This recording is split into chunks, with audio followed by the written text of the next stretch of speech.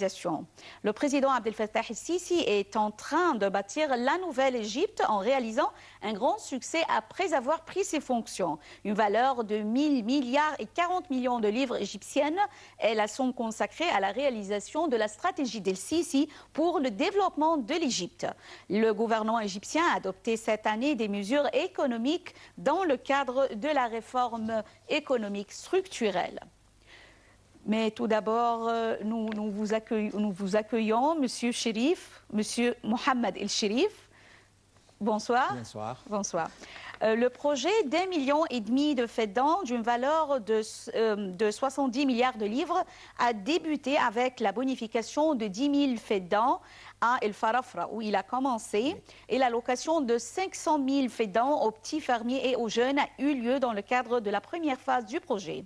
Le président el-Sisi a souligné l'importance de maximiser le potentiel du secteur de l'agriculture en Égypte. Est-ce que vous voyez que le secteur de l'agriculture pourrait être le pilier fondamental de l'économie en Égypte? Absolument, vu que l'Égypte c'est un pays, il compte tellement sur l'agriculture, je crois bien que tel projet, ça peut aider d'exploiter le terrain qu'on a. Et en plus, il peut aider à construire des villes autour de ces terrains et évidemment des poteaux de location pour les gens qui vont habiter dans les environs. Oui.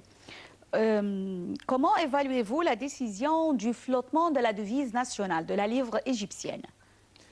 Et en fait, le moment est très bien choisi. Mais à mon avis, il fallait que la Banque nationale égyptienne prenne en considération, et il y a des sociétés qui ont eu des contrats avec les banques juste avant le 3 novembre. Et ces sociétés, ils ont contracté leur letter of credit, lettre de crédit, oui, au taux d'échange de 8 pounds pour le dollar, 8 livres pour le dollar, et maintenant sont obligés de rembourser ça au taux de 19 pounds pour le dollar. Donc je crois que la Banque nationale égyptienne maintenant est en train de regarder ça et de trouver une solution équitable pour tout le monde. Mais en tant qu'expert économique, Monsieur el-Chérif, pensez-vous qu'il y avait d'autres résolutions que celle de la libéralisation de la livre égyptienne qui y auraient pu être prises au lieu de cette décision?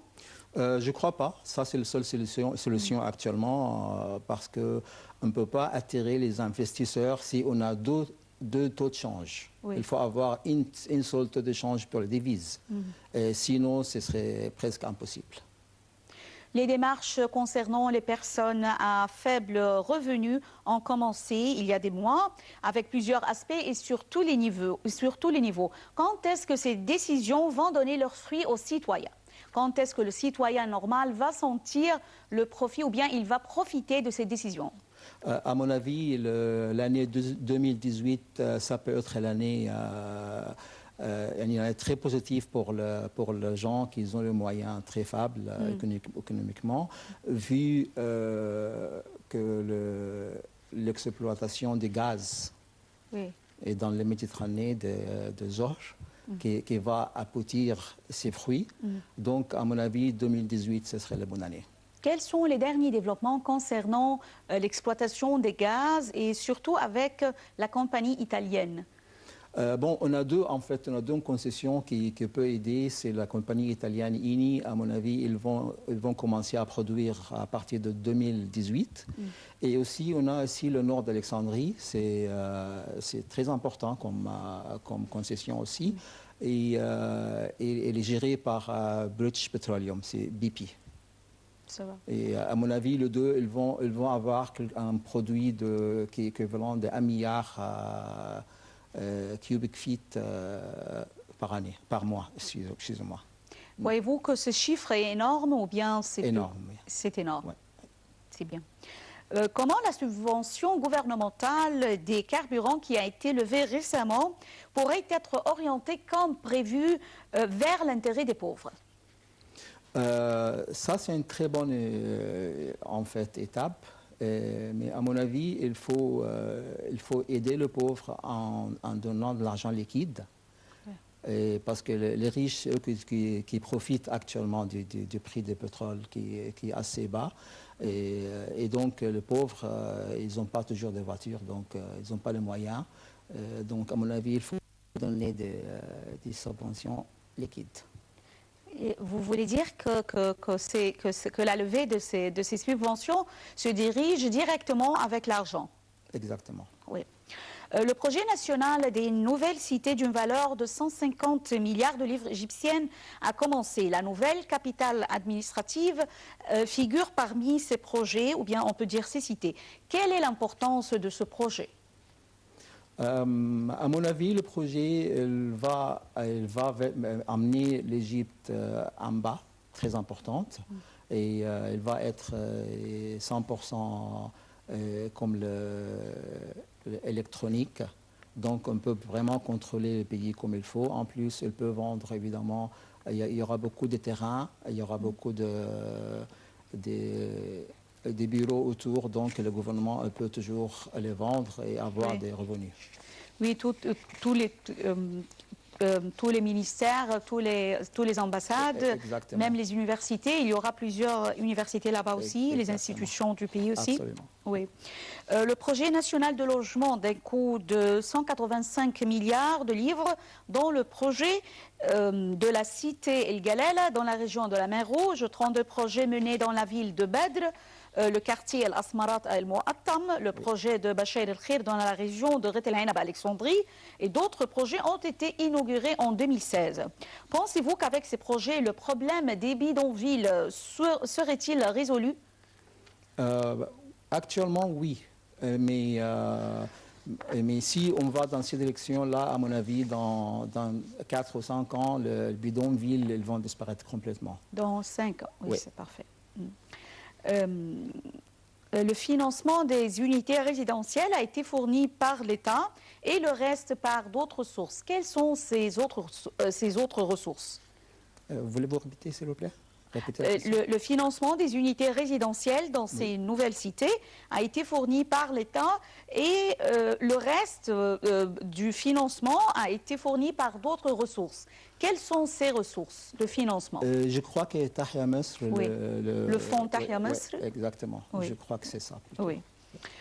Pensez-vous qu'en accomplissant ces projets, les opportunités de travail seront créées aux jeunes dans les différents gouvernorats du pays? Absolument. Absolument. Oui. Le président a inauguré un grand nombre de projets routiers, affirmant que l'État supportait la différence des prix après ces réformes économiques. Le réseau routier national, au coût de 100 milliards de livres égyptiennes, vise au renouvellement et la mise en place d'un réseau de longueur 30 000 km. Ces routes, ces coûts en surplus consistent-ils un poids lourd sur l'État? Bien sûr, bien sûr. Mais c'est très important que le network pour les routières qui s'installe, parce que l'économie, comme on dit, l'économie court sur les bonnes routes. Il a signalé qu'il faut assurer tous les services sur les nouvelles routes et que la fourniture des services sur les routes aussi garantira les chances de travail. Quel genre de service sera-t-il disponible dans ces routes? Pour commencer, les stations de pétrole. Et évidemment, les travailleurs qui vont travailler là-bas, donc ils vont bâtir des bâtiments. Des hôpitaux. Si on regarde maintenant la route d'Alexandrie, le Marsa Matruh maintenant, c'est vraiment 100% habité. Donc ça va vraiment aider l'économie et les gens aussi peuvent trouver de la chance d'avoir un travail comme il faut. El Sisi a exigé que ces routes soient parachevées dans le plus bref délai et selon les normes et conformément aux normes internationales. Commentez s'il vous plaît, quelles sont ces normes et que voulait-il dire par cette déclaration? Bon, les normes internationales sur les routes, il exige d'avoir des ambulances, des patrouilles de la police tout le temps pour la sécurité, et évidemment des stations de benzine, de pétrole, et par la suite, on va avoir des supermarchés sur la route, tout ça, et vraiment ça va aider le pays.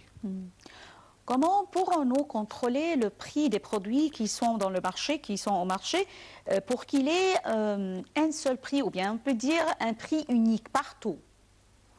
Parce qu'on trouve actuellement au marché le prix d'un produit, mais ça diffère d'autres supermarchés, ils diffèrent les uns des autres et d'un gouvernorat à l'autre, alors ils n'ont pas un prix unique. Comment pouvons-nous contrôler ces prix? C'est difficile de contrôler ces prix. On est dans un marché ouvert et tout le monde fixe son prix de sa manière. Oui. Mais à mon avis, le gouvernement doit contrôler plutôt les usines qui travaillent, comme on dit, sous les escaliers. Les usines vraiment qui n'ont pas de licences. Et ça, c'est très important parce qu'il y en a beaucoup. Et eux jouent avec la santé du peuple et ils produisent vraiment, ils utilisent n'importe quelle matière et c'est pour ça qu'ils peuvent vendre un peu moins cher que les autres. Et pourtant, ils ne payent pas d'impôts et ils ne payent pas de sécurité sociale pour les employés et ils utilisent le pétrole comme tout le monde et ça c'est vraiment, il faut qu'on mette une limite à ça. Oui. Monsieur Chérif, comment vous voyez ou bien vous prévoyez l'économie égyptienne en 2017 à la lumière des projets économiques qui ont été réalisés et qui se réalisent encore et à la lumière du développement de l'axe, du nouvel axe du canal de Suez? Bon, le canal de Suez, avec tout le projet qui s'est prévu pour le canal de Suez, ça va vraiment faire un booming pour l'économie égyptienne. Et, mais en même temps, pour le... C'était la question, excusez-moi, répétez la question. Comment prévoyez-vous l'économie en 2017 en Égypte à la lumière des projets réalisés et du nouvel axe du canal de Suez? Oui. À mon avis, il faut attirer les investisseurs, mais pour faire ça, il faut vraiment faire une limite à la bureaucratie égyptienne, qui est vraiment très difficile. Et il faut aussi combattre la corruption. Et il faut aussi faire comme Dubaï, que les investisseurs qui viennent et ils déposent ces documents, le lendemain, ils peuvent avoir son licence sans problème. Et à mon avis, ça, c'est très important. Et ça peut aller dans toutes les directions, soit le canal du Suez, soit les investisseurs européens qui maintenant visent l'Égypte, vu qu'on a baissé on a dévalué la monnaie égyptienne. Et pour eux, ça fait une occasion vraiment magnifique. Comme vous l'avez dit, El Sisi avait exigé de combattre la corruption dans les institutions gouvernementales. Comment on peut combattre vraiment actuellement sur le terrain la corruption? À mon avis, on a 7 millions d'employés dans l'État et on a, comme le président a dit, on a besoin seulement 1 ou 2 millions maximum. Et de combattre ça, il faut un système très solide et je ne sais pas comment ils peuvent faire ça. En ce qui concerne le tourisme qui est de retour actuellement, notamment à l'occasion des fêtes de Noël, quelle est son importance et comment on peut le développer et résoudre ces problèmes? Pour commencer, il faut que le peuple comprenne que chaque touriste qui vient, il apporte avec lui la devise étrangère qu'on a vraiment besoin et qu'il faut que ces gens soient traités d'une manière qui sont toujours les bienvenus. Il ne faut pas essayer d'exploiter ces gens. Et si vous voyez les pyramides, par exemple, malheureusement, les gens qui contrôlent tout ça, et les gens avec les chameaux, tout ça, l'exploitent d'une mauvaise manière. Oui. Il insiste qu'ils payent. Oui, exactement. Oui. Et j'ai beaucoup d'amis étrangers qui viennent et ça, c'est toujours leur... parfois, ils ont la trouille d'aller là-bas parce qu'ils se sentent exploités d'une très mauvaise manière. Et à mon avis, que le peuple doit comprendre qu'on a besoin du tourisme, on a besoin de ces gens. Un pays comme l'Égypte, on a 4 millions de touristes par année, tandis que la Suisse est toute petite, ils ont 1000 fois plus que ça. Et la France, évidemment, l'Espagne, pourtant, on a 2/3 des antiquités du monde. Notre histoire est vraiment riche et les gens viennent pour profiter de tout ça, mais malheureusement, on n'est pas très organisé. Oui. Pouvez-vous nous donner comme une prescription pour résoudre les problèmes financiers et économiques qu'affronte le pays actuellement? Aimer l'Égypte et combattre vraiment combattre la corruption. Oui. On a besoin de ça et il faut vraiment pas dire que chacun pour soi, parce que nous, malheureusement, on est chacun pour soi, mais l'Égypte a besoin de tout le monde, il faut que tout le monde travaille. Le président, il a un problème que notre produit national, elle est vraiment très peu. Oui. Et sans le produit national de tout le monde ici en Égypte, l'Égypte ne va pas très loin.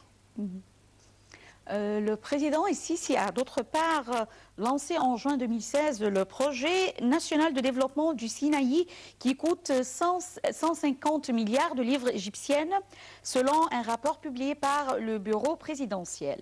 Comment voyez-vous ce projet ? C'est très important ce projet. En fait, il a deux axes. Le premier axe, les gens du Sinaï, ils vont sentir qu'ils font vraiment une partie de l'Égypte, parce qu'il y en a qui sont un peu à l'écart.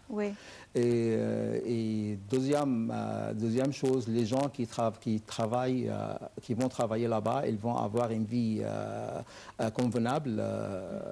Et aussi, l'axe qui est très important, vu que les gens vont habiter là-bas, vont travailler là-bas, ça va faire une sorte une mur de défense en vis-à-vis d'Israël, au cas où il y a des guerres. Oui, oui. El-Sisi a également, ou bien on peut dire l'État aussi, avec le président El-Sisi, avait également projeté de promouvoir les activités commerciales en injectant des investissements versés par le secteur privé. Comment voyez-vous cette question ? Et comment est l'état actuel, ou bien on peut dire la situation actuelle, concernant les investisseurs et l'investissement en Égypte ? Vis-à-vis le problème des devises, et les gens maintenant, les hommes d'affaires sont un peu... inquiets? Oui, un peu. Parce qu'il y a beaucoup de sociétés qui maintenant ils ont des problèmes à cause de ça. Comme on n'a pas traité la question des devises comme il faut, je vais dire là, les libérations de taux de change, il fallait prendre des mesures protectives pour ces gens. Et maintenant, les gens hésite un peu, mais je crois que le président Sisi, il a donné des directions où qu'il faut régler ces problèmes avec ces sociétés qui souffrent maintenant, qui peuvent faire face aux faillites. Et si ce problème est résolu, je crois que tout le monde va aider et tout le monde va être content d'investir en Égypte. Et surtout les sociétés égyptiennes. Et une fois on investit en Égypte, notre revient, notre profit, il rentre dans le cercle des investissements dans le pays, tandis que les autres sociétés étrangères qu'ils commencent à exporter leurs profits chez eux. Donc il faut vraiment aider les sociétés égyptiennes de travailler et je dois dire que M. El-Sisi quand même, et il avait ordonné qu'il aide les sociétés à 5% d'intérêt, pas plus que ça, 5%, et ça a aidé beaucoup de sociétés. Et c'était très important comme décision. Monsieur Mohamed Cherif, expert en économie, nous vous remercions infiniment pour ces explications de la situation économique en Égypte et nous vous souhaitons une bonne année 2017. Tout le plaisir est pour moi. Je vous souhaite une très bonne année, beaucoup de prospérité, beaucoup de succès. Merci bien. Chers téléspectateurs, nous parvenons au terme de cette édition de notre programme Questions égyptiennes et rendez-vous la semaine prochaine avec une autre question. Mais avant tout ça, nous vous souhaitons une très belle soirée aujourd'hui et amusez-vous bien et on va vous revoir, on peut dire, l'année prochaine en 2017. Bonne fête et joyeuse soirée. Merci.